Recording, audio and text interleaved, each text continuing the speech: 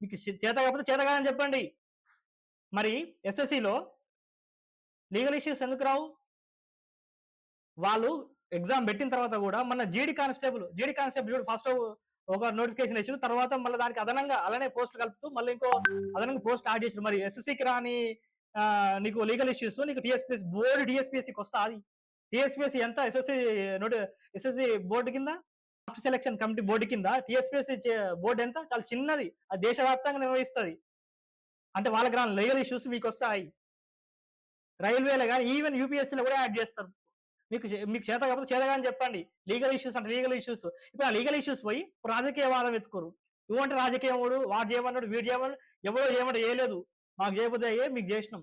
Even వాడు చెప్తే మేము వాడు చెప్పిన వాళ్ళు ఇనుకుంటే కూర్చుంటే మనం వానికి మేము ఓటేయాలి. టీఆర్ఎస్ అంటే మేము ఓటేయాలి. వానికి ఎందుకు వేయలేదు? వాడు అవలగాడు కాబట్టి మేము ఓటేసినాం. అండ్ ఎవడు కూడా 3, 4 సంవత్సరాల ముందు నుంచి ప్రిపేర్ అవ్వడు. ఎవడు కూడా ప్రిపేర్ అవ్వడు. ఎవడు ప్రిపేర్ అయితా అసలు ఎప్పటి నుంచి ప్రిపేర్ అవుతారో తెలుసా నీకు అసలు? ఎప్పటి నుంచి ప్రిపేర్ అవుతారో తెలుసా? ఏ నోటిఫికేషన్ అయినా అదొచ్చే 6 నెలల ముందు లేదా ఒక 7, 8 నెలల ముందు ప్రిపేర్ అవుతారు.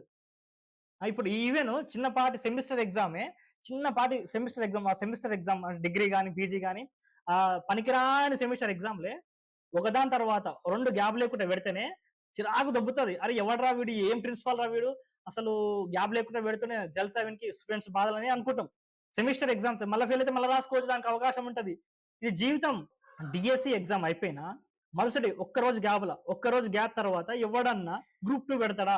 అది జీవితం అబ్బా! అది జీవితం. అది పోతే మళ్ళా రాదు. 5 సంవత్సరాలకు ఒకసారి వచ్చే నోటిఫికేషన్. ఆ 5 సంవత్సరాలు కూడా వస్తదో రాదో తెలవదు. మీలాంటి నాయకులు ఎంతమంది అడ్డుపడతారో కూడా తెలవదు రాకుండా. అలాంటి నోటిఫికేషన్ మీకు ఎట్లా పోస్ట్‌పోన్ చేయబుద్ధి అయితలేదు నాకు అర్థం కాదు. చాలా జెన్యూన్ రీజన్స్ ఉన్నాయి. చాలా జెన్యూన్ రీజన్స్ ఉన్నాయి.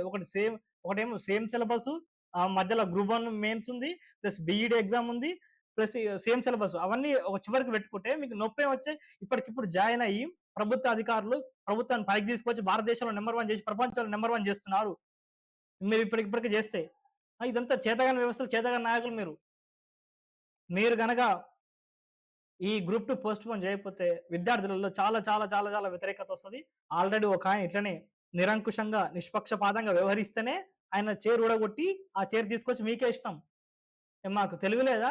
సో నువ్వు రేపు ఇంకోటి గుర్తుపెట్టుకో రేపు ఇందిరాగాంధీ సేమ్ ఇట్లనే ఎవడు ఇనకుండా, ఎవరు చెప్తే ఇనకుండా, ఏం చేయకుండా ఇందిరాగాంధీ ఏం చెప్పిందంటే అది అది 1975లా అది ఎమర్జెన్సీ విధిస్తది.